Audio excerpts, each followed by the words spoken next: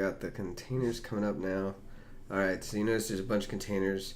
Some are green, some are blue. Basically, green are for production, and blue are for development. We'll talk more about that later. You'll have both of each type, but the green ones have been deployed, which will make sense if you don't already know what that means soon. Make sure that if you have two that are similarly named, you're picking the right one. You want to be in the correct container. Sometimes you log in the wrong container, not realize why. Here you see you got both the green and blue again, development, production.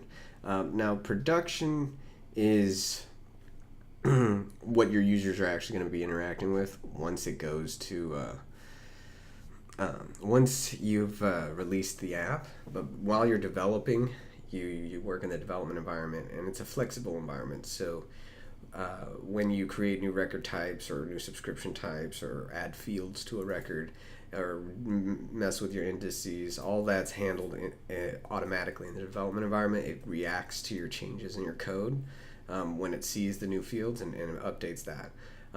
Production's more stable, but it can't make any of those flexible changes. So what you do is you work in development environment, and then once you've got your database schema perfect and the way you want it, you deploy it, and then it'll be in production. And then after that, every time you reset your development environment, it'll clear out all the records schema that's currently in production.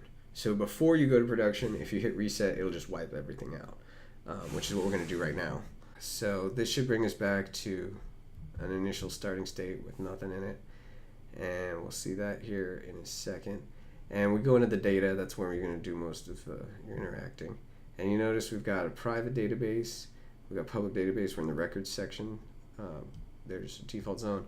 We start off with users. Those already exist, but we only have that as a record type. So anything else we need to add, we can add it manually, or the system will detect it once we start trying to submit.